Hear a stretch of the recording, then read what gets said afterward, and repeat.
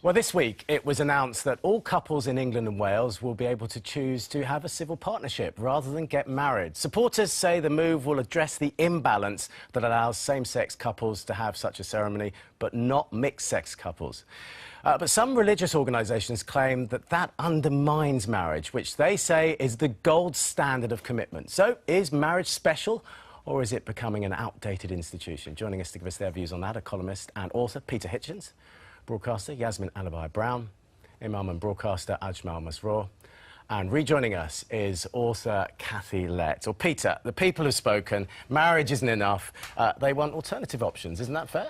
Well, it's not a matter of whether it's fair or not. It's a matter of what effect it will have. Marriage is the constitution of private life. It's the set of rules by which people govern the most important things they do in life, particularly the raising of the next generation.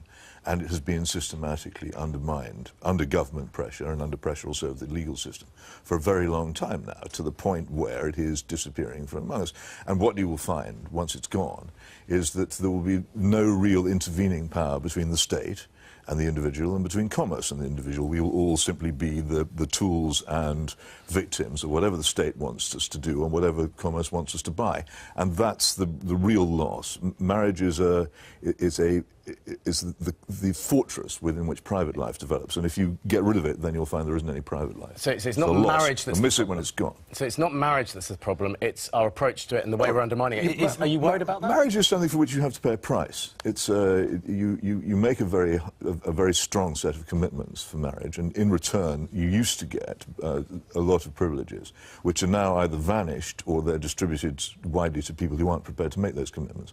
Well, if you do that, you'll find that people don't make those commitments. And what we have ultimately is probably the heterosexual civil partnership leads to is basically state-licensed cohabitation, which can be ended at a moment's notice by either party, and which offers no security, particularly to children. And the big losers from all of this are children. Kathy, you've been married before. Yes, should you be getting privilege twice? So you're very so experienced far, in this. but the day is yet young. Kathy, we're live on air. And you're embarrassing me, and I might start blushing. Well, look, Shouldn't have invited her on. You should be sitting next to me. I think you need to swap.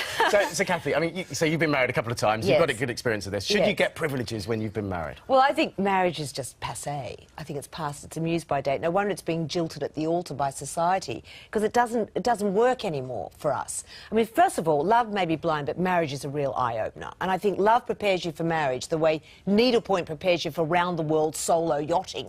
And the idea, I mean, marriages last so long now. The idea of staying married to the same person from honeymoon to tomb, which could be 80 years, and finding the same anecdotes interesting and all of that is just ridiculous. So would you have had a civil partnership, given yes, that you've well, been maybe. divorced twice? Yes, I think a civil partnership doesn't have is not loaded with the same patriarchal So how would it have made weight. differences to you? Well, there's none of that walking down the aisle, being given away, making vows to love, hoover and obey. There's none of that. So it's not so much buying into the patriarchal nightmare. OK, Yasmin, if two people love each other, they're committed, marriage, is that the gold standard? Surely it is. Well, I've been married most of my adult life. I think I had 1 year off between two marriages. And it is, and in a way, Peter's right, it's a deep form of commitment. And I did it because I wanted to publicly state I loved the man. It didn't stop the first one running off, did it? It didn't provide the security I wish it had done. I wish people did live the way you've suggested they live within a marriage. But you know and I know, 4 out of 10 marriages end in divorce. The treachery, betrayals, cruelties. Marriage, the ceremony of marriage and bringing God into it has never, ever made that safe or as happy in the way maybe we imagined it would be. I think civil partnerships are a good thing because they give... I don't think people should not get married if they want to, but be realistic. It is a particular kind of institution, and it's very difficult. I can't remember what you described it as, a patriarchal nightmare, was it? Yeah, like yeah. So, Ajmal, a patriarchal nightmare, marriage is not good for women, is what Kathy's saying. Marriage has been overstated by some people. It's got a very loaded history. It's been glamorized by Hollywood, Bollywood films. It's not real anymore. For me, as a Muslim, marriage is very different. It does not have a vow. I'm not going to live with my partner for the rest of my life until death do us apart. In Islam, marriage is very simple. It's a contract between two people. If they can live together as long as they want, and if they can't, they can apart if they want to. The vow could be a problem, the expectation could be a problem, but you don't throw the baby with the bathwater. Marriage is the gold standard of commitment. Well, it isn't. I didn't understand. Let me finish mine and then you can, of course. In children, I've got 2 children. When you are bringing up children, imagine 2 people coming together. You need to give a commitment to one another. A lady herself, becoming pregnant, carrying the baby, being the sole carer, the nurturer of life. The man is not committed, that's not acceptable. It is criminal as far as I'm concerned. So marriage provides that. And the more important thing is religious part of me and the society at large. The spiritual connection is not being provided by the civil partnership. And civil partnership creates that materialistic space. We have a spiritual need that needs to be met, and marriage does that. Can I say one thing? It's interesting that both the men are pro-marriage. Can I just say, we know from statistics that marriage suits men much more than women. Married men live longer than single men, have less heart disease and mental problems, whereas single women live longer than married women, have less heart disease and mental problems, and marriage statistics are very low in the West, we know. And I think it's women getting PMT, pre-monogamy tension. But Peter, is marriage sexist, Peter? Well, I suppose so, yes. It suits the but men more than women. Life is sexist because men are different from women and women are different from men. But anyone power. who pretends otherwise is going to find themselves running into all kinds of very detailed problems. Sexist in favour of men, though? I don't think so, no. I think the commitments are at the very least matching. If you read the beautiful and moving service in the Book of Common Prayer, the service of holy matrimony, it's clearly a very equal contract between man and wife, and it's about far more than love and soppiness. It's about living together, so long as you both shall live, in sickness and in health, for richer, for poorer, in all circumstances, no excuses. It's a commitment. The thing is that until the 1960s, the state and indeed the legal system and society pretty much supported this, and people did stay married. The idea we're all suddenly living longer isn't true. When I was a young reporter, half my job used to consist of going around interviewing people who were celebrating their golden weddings, who all, by the way, said the same thing when asked for the secret of a happy marriage, which was give and take. They all say exactly. Peter, but there were plenty of them about. It was only the weakening of marriage by the divorce reforms of the 1960s, and then the courts taking the attitude which they do take towards marriage increasingly, that it's a dissoluble thing. Do you know how many people were unhappily married? Well, do you know how many people are unhappily? They had no way out. Yasmin, I'm not Walt Disney. I'm not talking about happiness. I'm saying this is a commitment which people make. Sometimes it will be very tough to fulfil it, but on the other hand, we all benefit from it. But the people, everybody talks about, does the man do better or does the woman do better? The people who benefit most of all from stable marriage are children. And why would children lose most of all? Okay, that's a good point. Why would civil partnership not give them that? Because you bring God into it. God's not part of it. The conscience of people are very important. When you're committing to one another, the simplicity of marriage is that it creates a safe space for both to grow. It provides. Why not civil partnership? It doesn't. Why not? Because why? You can automatically, just easily walk away. No, you can't. No, you can't. It's illegal. So, for example, in the proposed thing, adultery can't be a reason for. Can't be cited as a reason for breaking up a civil partnership, whereas in marriage it can. There are lots of issues that are problematic with the current proposal. And as an imam, you know how much adultery and breakup is happening in Muslim families. Yasmin, would you allow me to finish? Yeah, I'll be very respectful towards you too.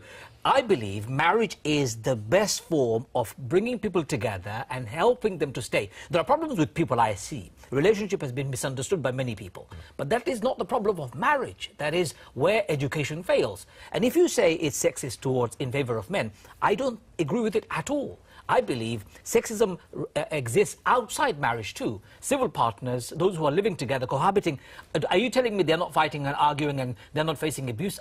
Everyone is. The solution isn't to destroy marriage. Solution is to consolidate it, educate our families and give them that space, which is called safe space, to nurture love and merciful relationship. Kathy?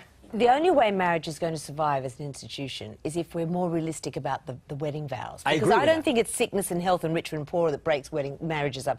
I think it's snoring and boring and anecdote interruption. You know, if vicars and priests said, you know, in anecdote interruption and snoring and boring and farting in bed, I now pronounce you man and wife. It might have a better chance of survival. You'd be more married, realistic. Well, I think it will survive, but it has to be a choice. And I think it's rather silly to say civil partnerships don't make safe spaces. Some of the friends I have been together for 20 years, whereas married couples I know have broken up in 2. So you know, it's not it gives people the choice. And I think it's really important not to overstate how wonderful marriage has been, because you know, and I know, how people have abused the institution of marriage.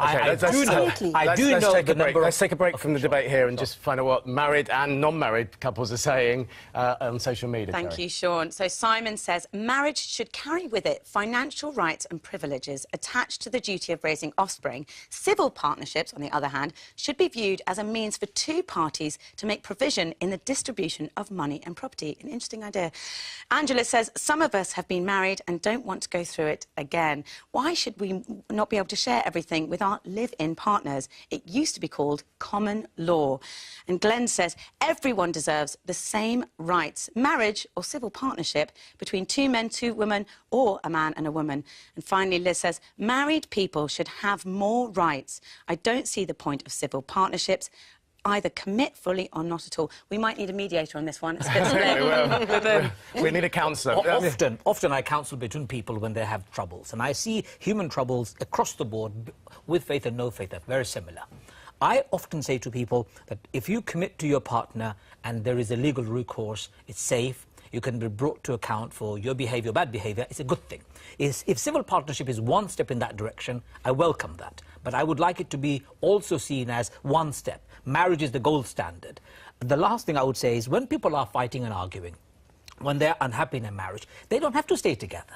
If after exhausting everything, they can go apart if they don't want to. Yeah. So if you feel vowed and if you feel betrayed in front of God, then your vow and your so-called promise to God was false. Well, Kathy, so you're not fully committing if you don't get married. I mean, have you got another relationship now? Yes. Yeah, so do you feel that you're not fully as I committed wouldn't as you get were when married you were again because married? I'm not having any more children, so why would I? But also, I Do think... you agree that children would be best raised in a marital I relationship? think children are best raised where there's love.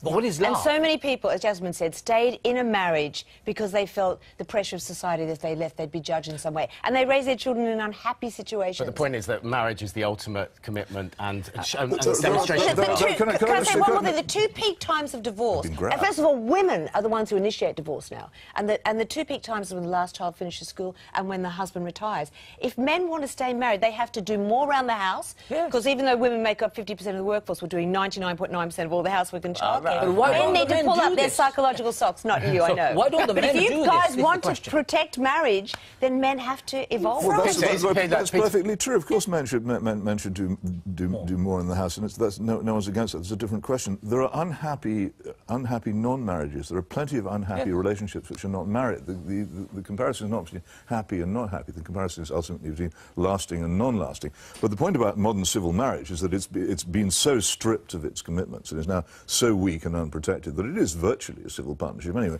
what's happening with this official endorsement of heterosexual civil partnerships is the state finally giving up on any attempt whatever to pretend that it favours marriage. Well, why would it? Marriage is in some ways the enemy of the state. Where people have strong family lives, they need the state less, they need politicians less, they shift for themselves much more, they bring up their children more, they look after their old better and more where the family is strong and the state is less strong. I don't want to live in a strong state society. I want to live in a society where there's plenty of private life and where we're free to pass on as much as we possibly can of the law of the tribe and our opinions and beliefs to our children, rather than being told what to do by the government and then badgered incessantly by advertisers. Nobody's telling you what people are getting they are the choice. actually. The intervention of the state in private life is huge. People are getting the choice, and people should get the choice. In France, there are four ways of getting married. Actually, you have a four-way choice.